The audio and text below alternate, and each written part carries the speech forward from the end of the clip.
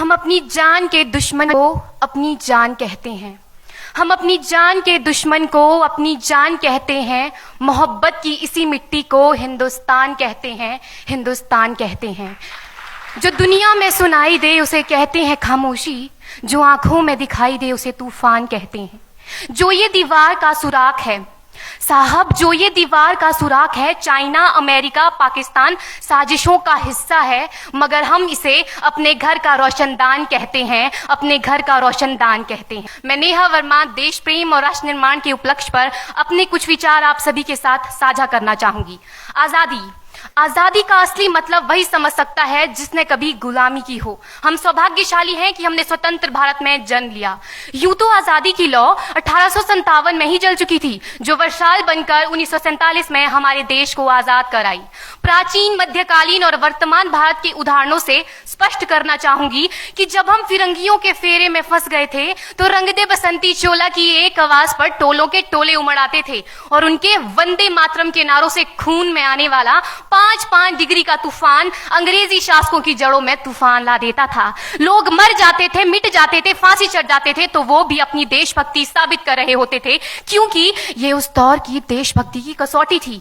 उसके बाद 62, 65 और 71 के युद्धों में अपना सुहाग गवा देने वाली औरत, जब घर के हालात ये हो जाया करते थे कि प्यार भी भरपूर गया, मांग का सिंदूर गया, नन्हे नौनिहालों की लंगोटियां चली गई, छोटी छोटी बेटियों की चोटियां चली गई, बाप की कमाई गई, भाई की पढ़ाई गई, ऐसा एक विस्फोट हुआ पता ही चला नहीं, पूरे जिस्म की ही कई बोटियां चली गई। और आपके लिए तो एक आदमी मरा है साहब, किंतु मेरे घर की तो रोटियां चली गई, मेरे घर की तो रोटियां चली गई वाले हालात पैदा हो जाने के बावजूद भी एक माँ अपने बेटे को सरहद पर दुश्मनों की धज्जियां उड़ाने के लिए भेज देती थी और उसे पत्र लिखाकर ये भेजा करती थी कि अम्मा ने खत लिखा है बड़े ही चाव से, पुत्र मेरे ना घबरा जाना, 1 इंच भी पीछे ना हटना, चाहे इंच इंच कट जाना, चाहे इंच इंच कट जाना। इस तरह पूरा परिवार अपनी देशभक्ति साबित कर रहा होता था। तब देश बलिदान मांगता था, तब देश लड़ जाने को कहता था, तब देश मर जाने को, मिट जाने को, फांसी चढ़ जाने को कहता था। किंतु आज देश लड़ जाने को नहीं कहता, आज देश मर जाने को, मिट जाने को, फांसी चढ़ जाने को नहीं कहता, बल्कि मेरे विचारों में यदि कोई व्यक्ति अपना काम पूरी ईमानदारी, पूरी मेहनत और पूरी लगन से करे ना, तो वही सबसे बड़ा देशभक्त है। मैं नहीं मानती कि फेसबुक और व्हाट्सएप की डीपी को 3 रंग में रंगना ही देशभक्ति है। और यदि आप कहेंगे कि साल में 2 बार हाथ में तिरंगा ले लेना देशभक्ति है, तो मैं पूछना चाहूंगी कि फुटपाथ में रहने वाला वो बच्चा ट्रैफिक की छांव में नंगे पांव में जब तिरंगा बेच रहा होता है, तो क्या इसे आप उसकी देशभक्ति कहेंगे? ये उसकी देशभक्ति नहीं, उसके पेट के भूख की शक्ति है जो उसे ऐसा करने पर मजबूर करती है। क्योंकि ना मस्जिद को जानते हैं, न शिवालों को जानते हैं, ना मस्जिद को जानते हैं, न शिवालों को जानते हैं। जो पेट के भूखे होते हैं ना, वो सिर्फ भोजन के निवालों को जानते हैं, वो सिर्फ भोजन के निवालों को जानते हैं। अपने परिवार, अपने समाज, अपने देश के लिए समर्पण का भाव है देशभक्ति। और हर देशद्रोही के जीवन में आने वाला तूफान है हमारी सच्ची देशभक्ति, ताकि हर देशद्रोही ये समझ सके कि अगर तू परिंदा है तो ये आसमान तेरा है, अगर तू दरिंदा है तो ये शमशान तेरा है, भाईचारे से रहना है तो रह इस जमीन पर, वरना ये कब्र भी तेरी है और यही कब्रिस्तान तेरा है और यही कब्रिस्तान तेरा है। लेकिन एक देशद्रोही से ज्यादा देशभक्ति तब आहत होती है जब एक बेटा अपने बूढ़े माँ बाप को वृद्धाश्रम की चौखट पर छोड़ आता है। करा उठती है वो देशभक्ति जब मुसीबत में फंसे लोगों की जान बचाने से ज्यादा हम सेल्फी लेकर अपने लाइक बढ़ाने में लगे रहते हैं।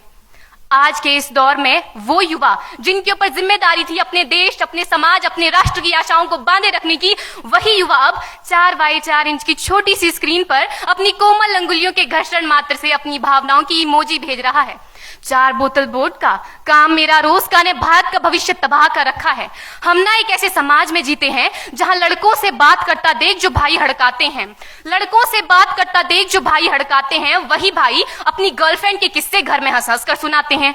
और मैं बता दूं, महिला सुरक्षा के मामले में हम आज भी 4थे नंबर पर आते हैं।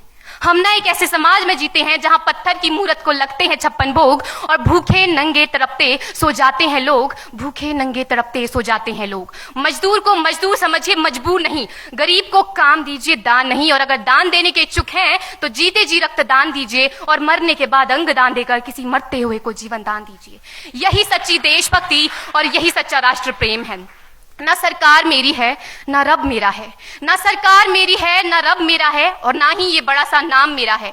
बस इतनी सी बात का गुरूर है मुझे कि मैं भारत की हूं और ये भारत मेरा है और ये भारत मेरा है।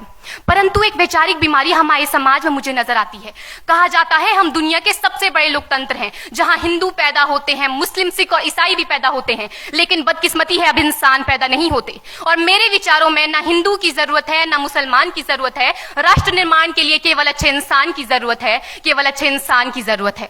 जरा सोच कर देखिए, ये पेड़ पौधे और शाखाएं भी परेशान हो जाएं अगर परिंदे भी हिंदू और मुसलमान हो जाएं।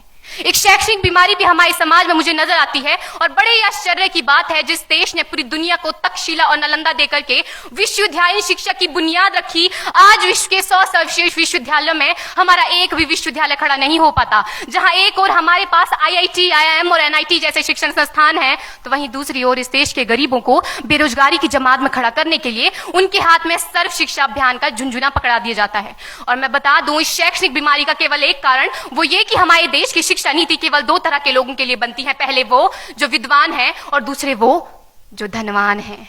इसी तरह की कई गजब की बीमारियां हैं, और इन बीमारियों की जो जड़ है ना, वो हमारा अंधविश्वास। और मेरे विचारों में जब तक इस देश का युवा अपनी सफलता के लिए मंदिरों में जा जाकर नारियल फोड़ फोड़ कर भगवान को रिश्वत लगाता रहेगा, हमारे समाज का शिक्षित वर्ग ही बिल्ली के रास्ता काटने पर खड़े हो जाना, अपने धर्म अपनी जाति को ऊंचा मानकर दूसरों के धर्म की अवहेलना करता रहेगा, तब तक ना तो इस देश से अंधविश्वास खत्म होगा और ना ही हमारा राष्ट्र निर्माण संभव होगा। हमारी संस्कृति, हमारी सभ्यता को दुनिया ने शीश नवाया है, तो क्यों आस्था के नाम पर हमने अंधविश्वास फैलाया है?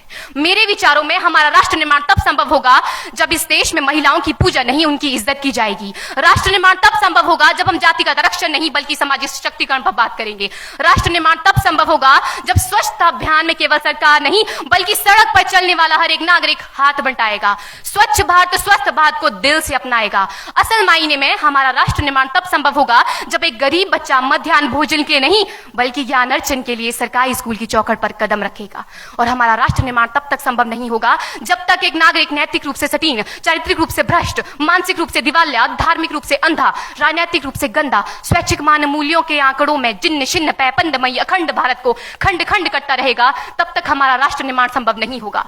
बड़ी बड़ी बातें नहीं, छोटी छोटी कोशिशें करनी होगी, क्योंकि ठोकर हमें पहाड़ से नहीं पत्थरों से लगा करती है। I being an Indian, I being a student, I being a symbol daughter of this motherland feel proud to be an Indian।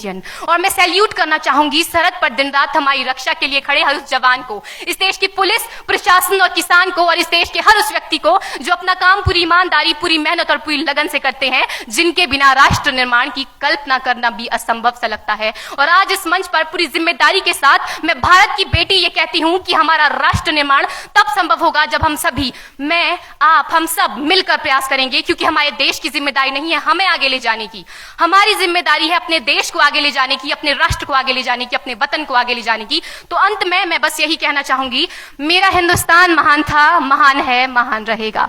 मेरा हिंदुस्तान महान था, महान है, महान रहेगा। होगा हौसला सबके दिलों में बुलंद तो एक दिन पाकिस्तान भी जय हिंद कहेगा। पाकिस्तान ही क्यों, सारा जहान जय हिंद कहेगा, क्योंकि सारे जहां से अच्छा हिंदुस्तान हमारा, सारे जहां से अच्छा हिंदुस्तान हमारा, हम बुलबुलें हैं इसकी, ये गुलिस्तान हमारा, ये गुलिस्तान हमारा। जय हिंद, वंदे मातरम।